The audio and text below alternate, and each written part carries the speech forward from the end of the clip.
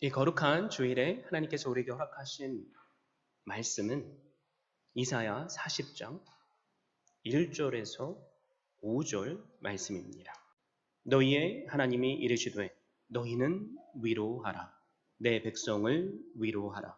너희는 예루살렘의 마음에 닿도록 말하며 그곳에게 외치라. 그 노역의 때가 끝났고 그 죄악이 사함을 받았느니라. 그의 모든 죄로 말미암아 여호와의 손에서 벌을 배나 받았느니라 할지니라 하시니라. 외치는 자의 소리여 이르되 너희는 광야에서 여호와의 길을 예비하라. 사막에서 우리 하나님의 대로를 평탄하게 하라. 골짜기마다 도두어지며 산마다 언덕마다 낮아지며 고르지 아니한 곳이 평탄하게 되며 험한 곳이 평지가 될 것이요 여호와의 영광이 나타나고 모든 육체가 그것을 함께 보리라. 이는 여호와의 입이 말씀하셨느니라. 아멘. 저는 이 귀한 아침에 주신 말씀을 힘입어서 내 백성을 위로하라 라는 제목으로 말씀을 증거하고자 합니다. 오늘은 시 하나를 여러분께 소개함으로 말씀을 시작하겠습니다. 잘 들어주십시오. 나를 이해하는 사람을 만나고 싶다. 사소한 습관이나 잦은 실수, 쉬 다치기 쉬운 내 자존심을 용납하는 그런 사람을 만나고 싶다. 직설적으로 내뱉고선 이내 후회하는 내 급한 성격을 받아들이는 그런 사람과 만나고 싶다.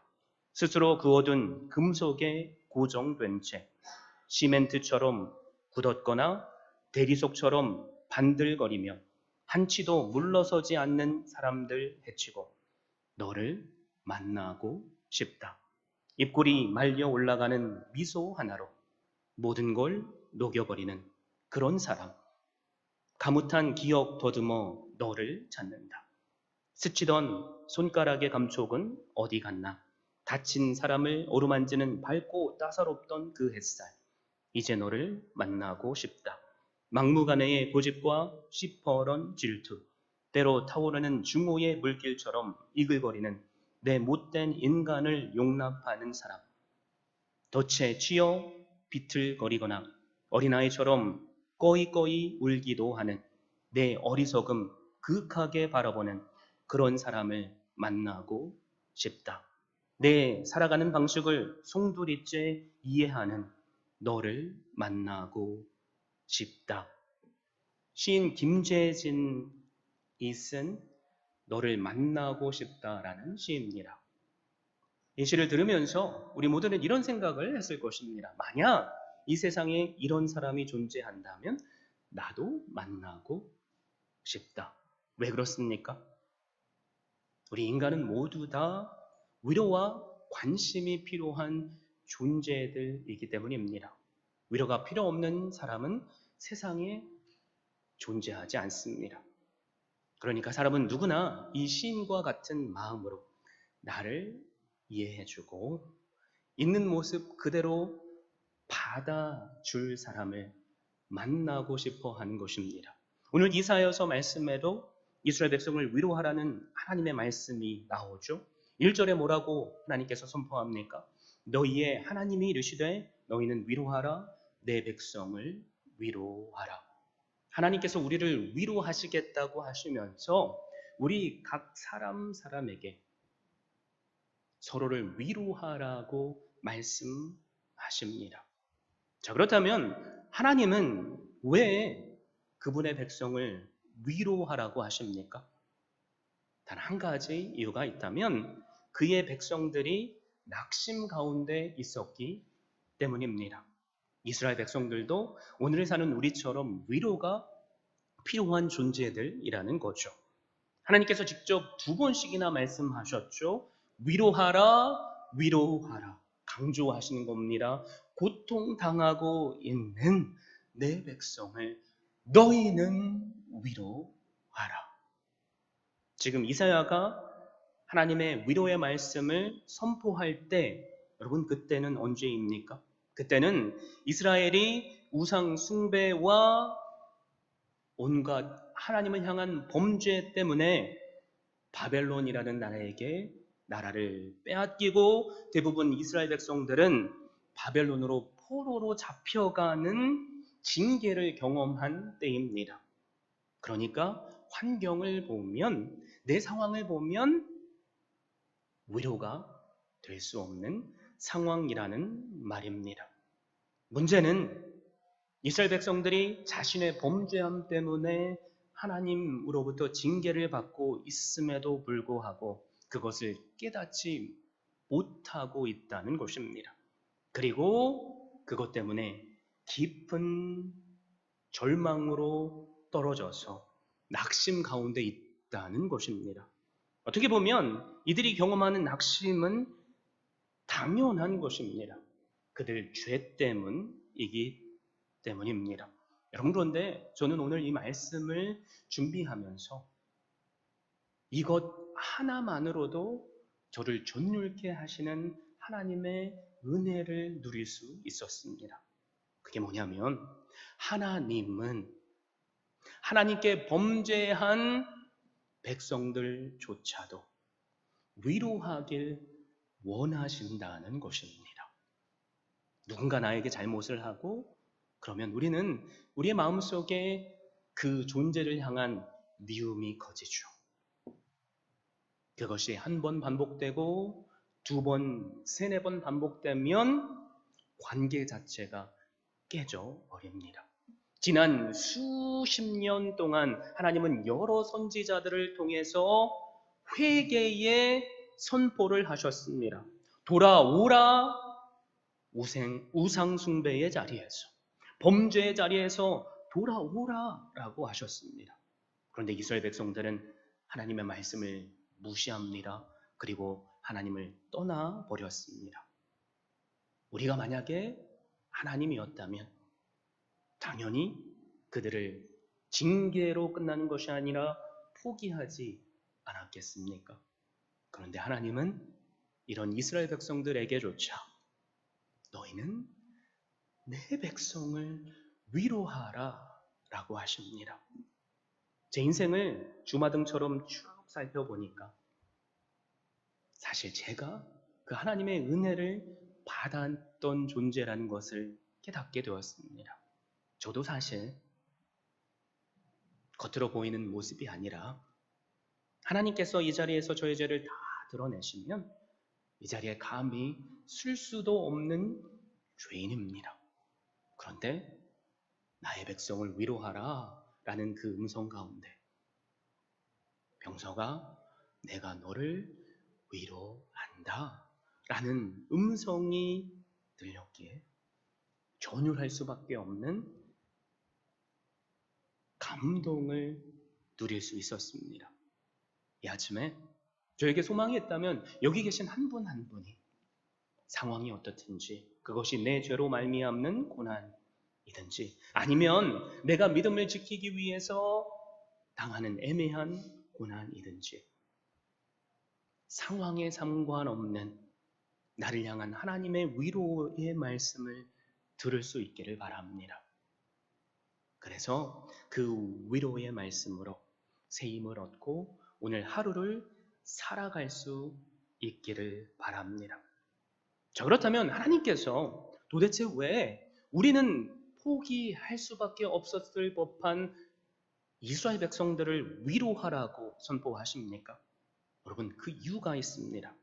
그것은 이스라엘이 범죄했을지라도 이들은 여전히 하나님의 백성들이기 때문입니다. 오늘 말씀 1절에서 하나님께서는 고통 가운데 있는 하나님의 백성들을 위로하실 때 먼저 뭐라고 선포하십니까? 내 백성이라고 부르십니다. 이스라엘 백성들이 하나님 앞에 범죄했을지라도 그 백성이라고 말씀하지 않으시고 내 백성이라고 말씀하십니다. 그리고 뭐라고 말씀하십니까? 자기 자신을 너의 하나님이라고 말씀하십니다. 이사야서를 40장부터 쭉 읽다가 보면 하나님의 우리를 향한 이런 사랑의 음성을 우리는 종종 읽고 듣게 되죠. 43장 1절에 야곱아 너를 창조하신 여호와께서 지금 말씀하시느니라. 이스라엘아 너를 지으신 이가 말씀하시느니라. 너는 두려워하지 말라. 내가 너를 구속하였고 내가 너를 지명하여 불렀나니 너는 내 것이라.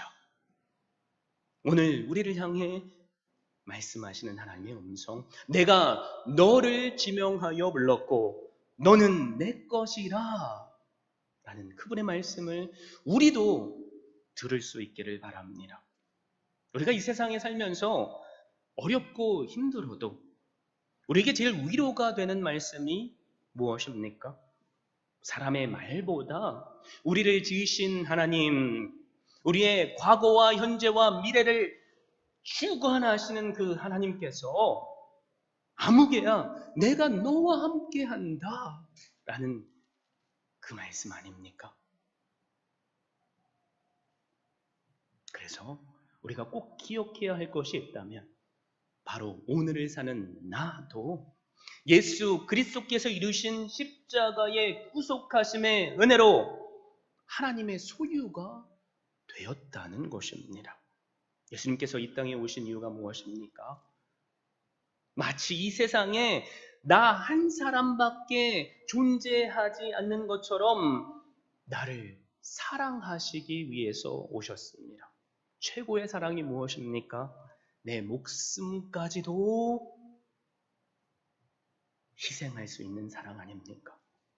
그래서 주님께서 나의 죄를 다 짊어지시고 내가 짊어져야 할 그 고난과 수치와 핍박을 당하시고 십자가에서 죽어 주셨습니다.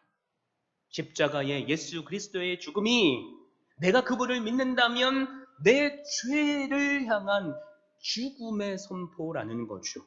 만약에 죽음에서 끝났다면 우리는 이 아침에 주님의 전에 나올 필요가 없습니다. 그러나 성경은 분명히 말씀하죠. 세계의 역사가도 말씀합니다. 예수 그리스도께서 죽었다가 3일 만에 살아나셨다고 말입니다.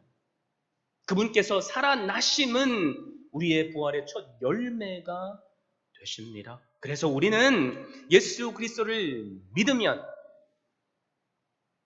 죄와 사망에서 생명으로 옮긴 바 되고 영원한 생명을 누립니다.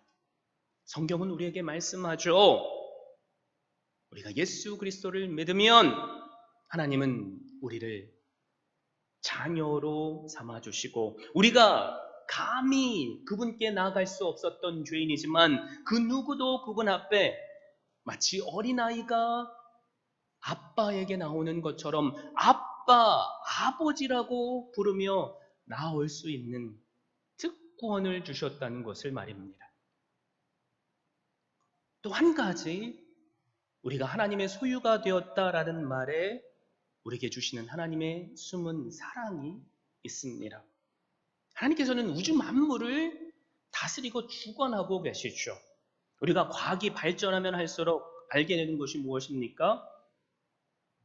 하늘의 별이 바다의 모래보다 많다는 거죠.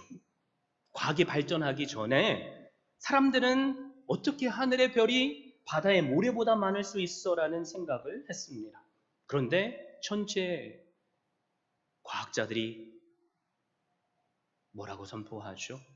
우리가 감히 셀 수 없는 별들이 우주에 존재한다는 것을 밝혀내고 있습니다.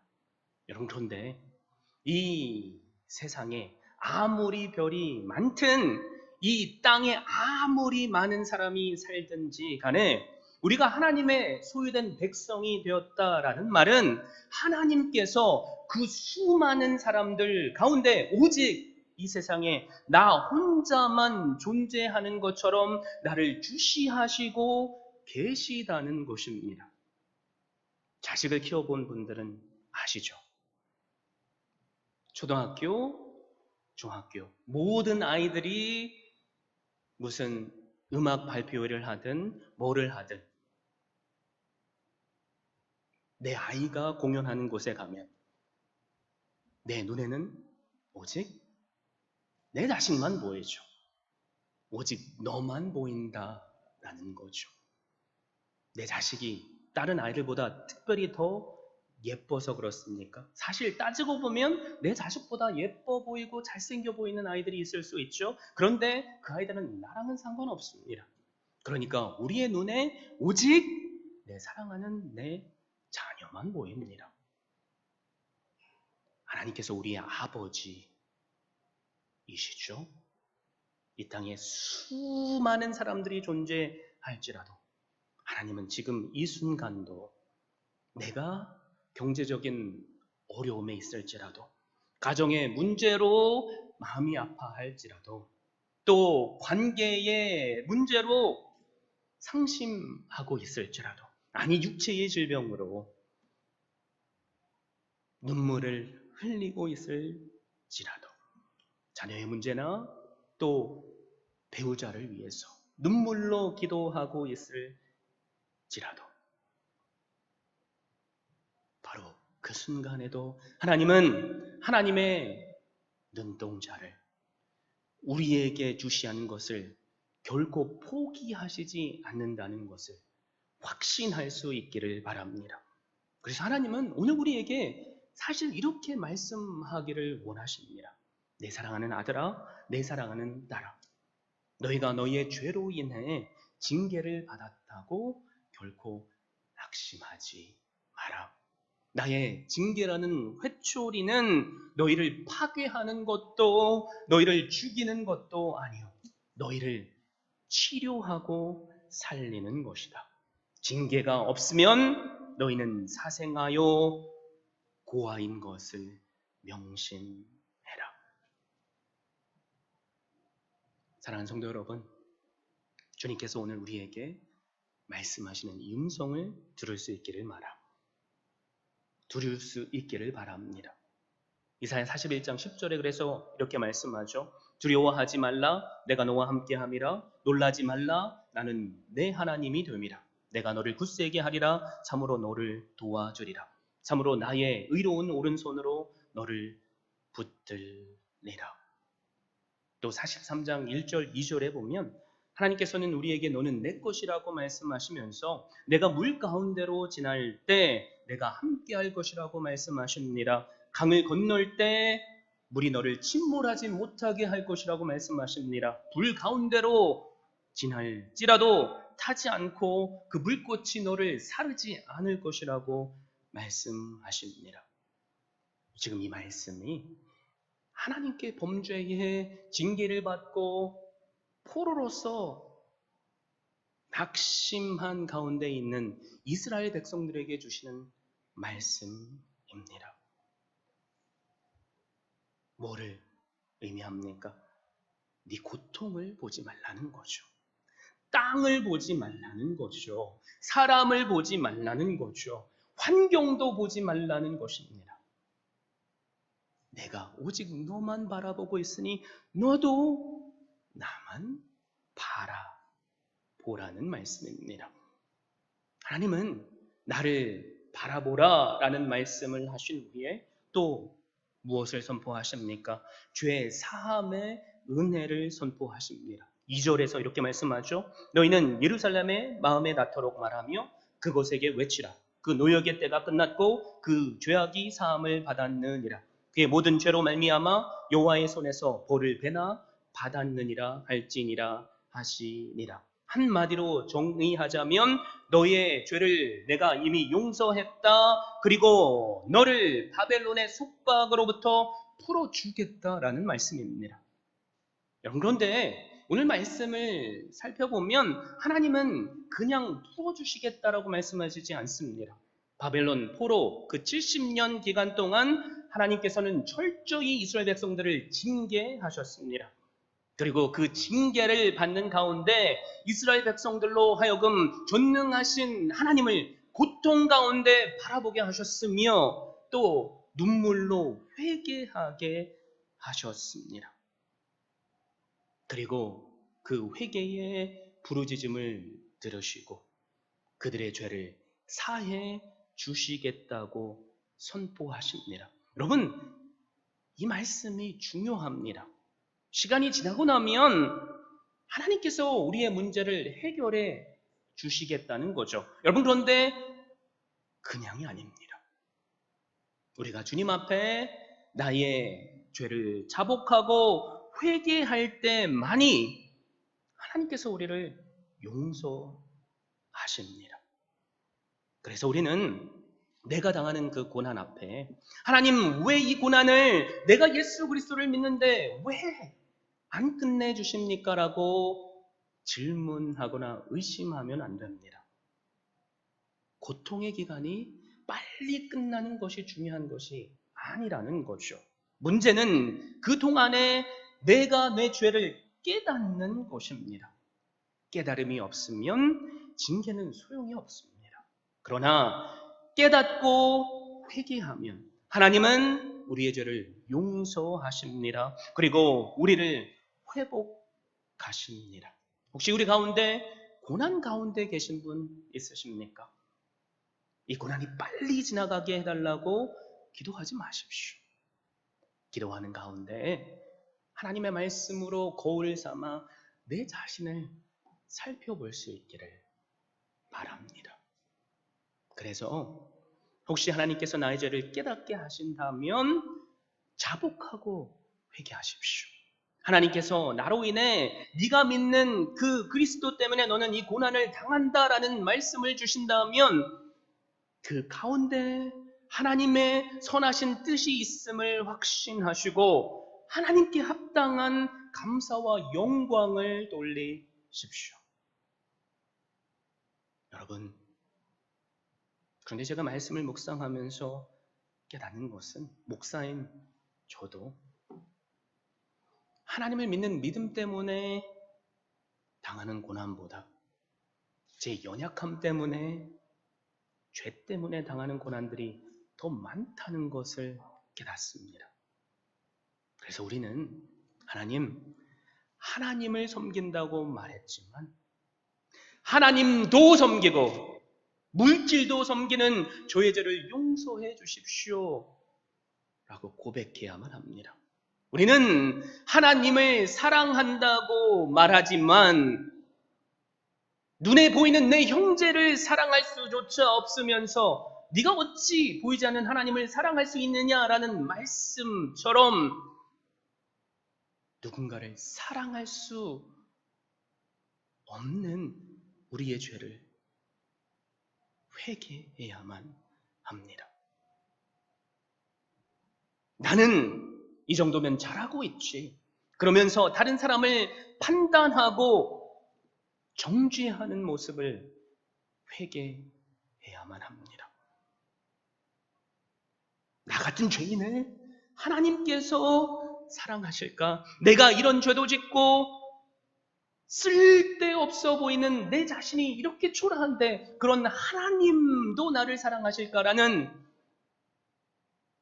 내 자신을 낮게 여기는 모습도 회개해야만 합니다. 여러분, 꼭 기억하십시오. 우리의 고난에는 그 마지막 때가 있습니다. 긴 밤이 지나고 새벽에 해가 찬란하게 떠오르는 것처럼 말입니다. 그 기간을 우리가 알면 우리가 참을 수 있고 기다릴 수 있듯이 하나님께서는 우리의 고난을 눈 감고 계시지 않으시며 하나님의 때에 우리로 하여금 기쁨의 장소로 옮겨주십니다.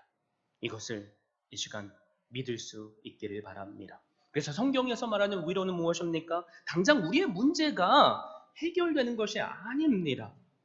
우리에게 문제가 있어도 하나님께서 우리에게 너는 내 것이다 라고 말씀하시는 위로가 있고 우리와 함께 하신다는 것을 믿는 것입니다. 그리고 성경에서 말하는 위로는 우리의 죄를 적당히 덮어두는 것이 아니라 있는 모습 그대로 하나님께 자복하고 회개하는 것입니다. 그럴 때 감히 우리가 상상할 수 없는 하늘의 위로가 우리에게 임합니다. 저에게 이 시간 소망이 있다면 우리 모두가 그 위로를 받을 수 있기를 바랍니다. 아멘이십니까?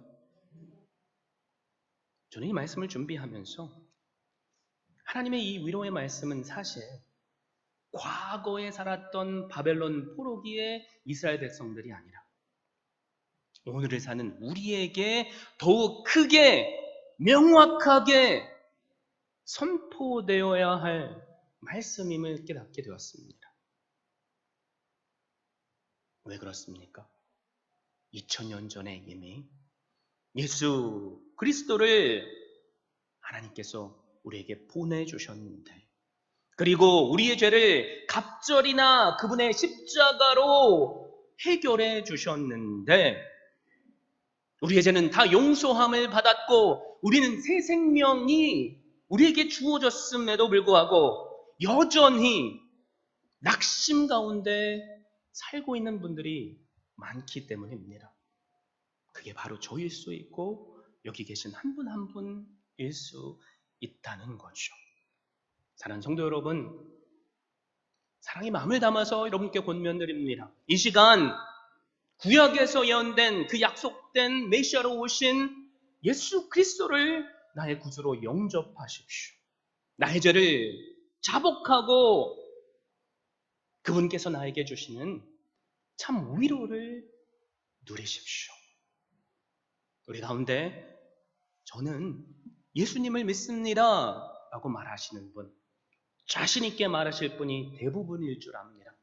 그런데 왜 우리는 아직도 근심합니까? 왜 이런저런 우리 앞에 일어나는 일들 때문에, 환경 때문에 우리는 낙심하고 좌절합니까?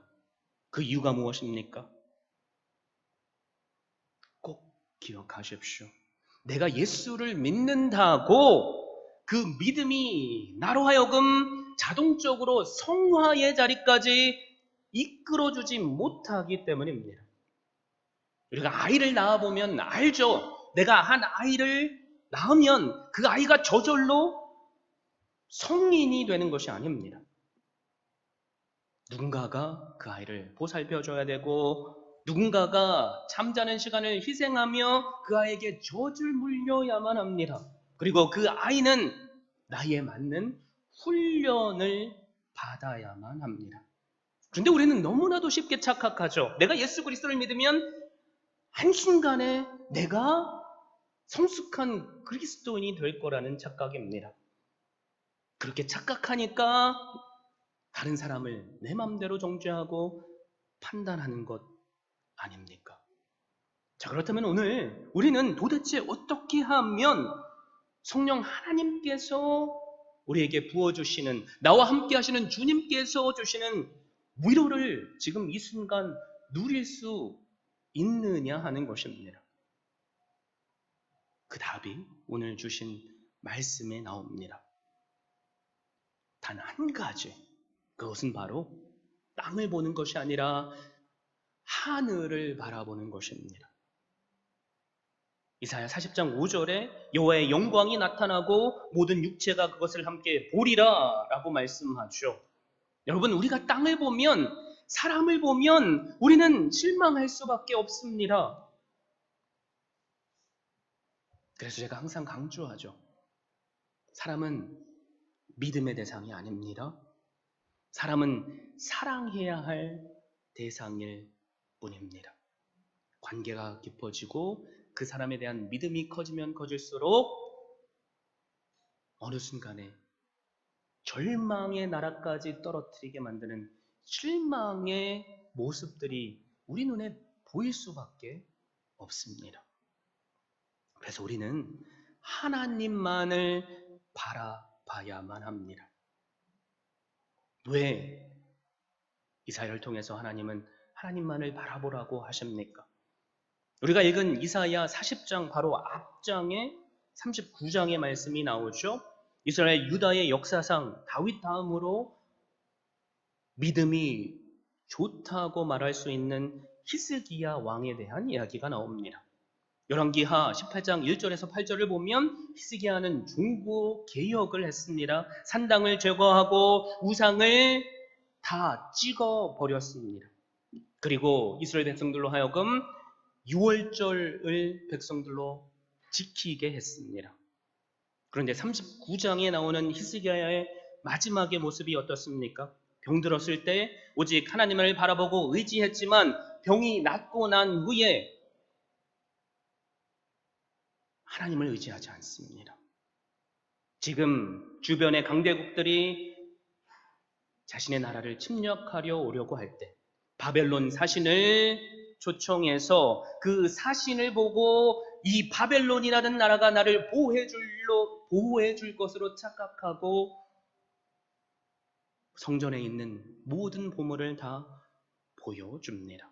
그때 선지자 이사야가 하나님의 말씀을 히스기야에게 전하죠. 내 집에 있는 모든 소유와 내 열조가 오늘까지 쌓아둔 것이 모두 바벨론으로 옮긴 바 되고 남은 것이 없으리라. 또 내게서 날 자손들이 포로로 잡혀가서 바벨론 황궁의 환관이 되리라. 여러분, 그런데 바로 이때 히스기야가 뭐라고 대답하죠? 39장 8절입니다. 히스기야가 이사야에게 이르되 당신이 이룬 바 여호와의 말씀이 좋소이다 하고 또 이르되 내 생전에는 평안과 견고함이 있으리로다 아니라. 무슨 말이죠? 제 후손이 바벨론의 포로로 잡혀가도 괜찮습니다. 제 자손들이 심지어 바벨론의 환관이 돼도 괜찮습니다. 지금 나만 평안하면 말입니다. 세상에서 많이들 사람들이 이런 말을 하죠. 나만 아니면 돼. 이 모습이 혹시 하나님을 믿는다고 하지만 오늘 우리의 모습은 아닙니까?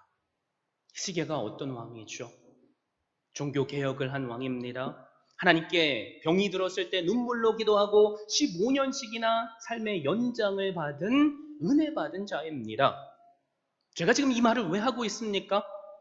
우리도 우리의 마지막 그때에 어떻게 타락할지 모른다는 말입니다.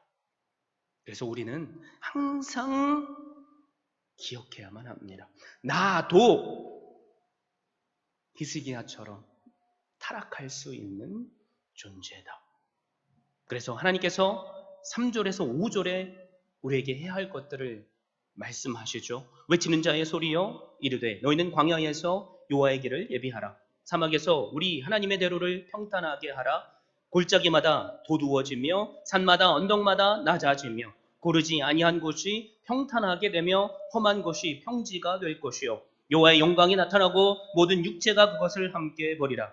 이는 여호와의 입이 말씀하셨느니라. 우리가 예수 그리스도를 믿는다고 한순간에 그리스도의 장성한 분량까지 자라나는 것이 아니기에 우리에겐 삶을 통해서 해야 할 것들이 있다는 거죠. 그것이 무엇입니까? 내 안에 높은 산처럼 자리 잡은 그 교만을 깎아내는 것입니다. 내 안에 골짜기처럼 움푹 패여진 상처들을 메우는 것입니다. 내 삶 가운데 이런저런 굴곡진 그 길을 곧게 평탄하게 하는 것입니다. 교만한 자에겐 말씀이 들리지 않습니다. 상처가 깊은 자에게도 말씀이 제대로 살아서 역사할 수 없습니다.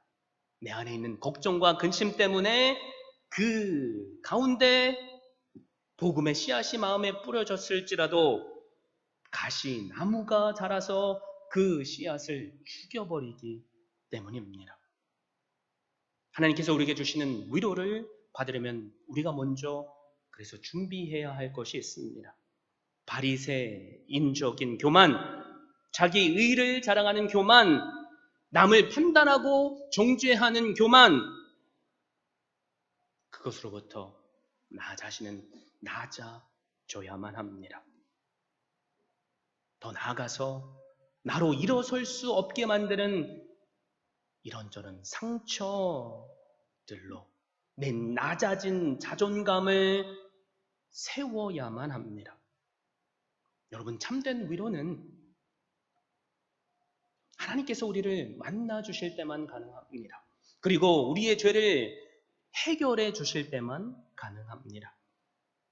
예수 그리스도께서 이 땅에 십자가를 지심으로 우리를 향한 하나님의 사랑을 확증하셨고, 성령 하나님을 보내주심으로 우리와 항상 함께 하십니다. 이것을 이 시간 믿으시기를 바랍니다.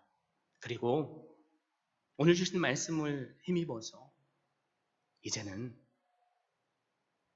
그것이 내 가족이든 내 이웃이든 내 교회 안의 형제든 자매든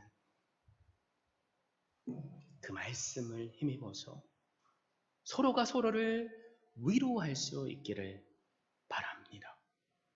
이 위로가 우리 교회에 충만하게 일어날 때 하나님은 우리 교회를 회복시켜 주실 줄 믿습니다. 만약에 그러지 못하면 우리는 여전히 절망과 낙심에 있을 수밖에 없습니다. 이 시간 내 자신을 돌아보십시오. 나의 교만을 낮게 하시는 주님, 나의 상처까지도 높게 하시며 그 평탄케 하시는 주님께 눈물로 나아오셔서 나를 회복하시는 은혜, 위로하시는 은혜, 내가 먼저 누리심으로 나로 인해 또 다른 한 영혼들이 위로받고 회복되어지는 은혜를 누리시는 한 분 한 분 될 수 있기를 예수 그리스도의 이름으로 축원드립니다.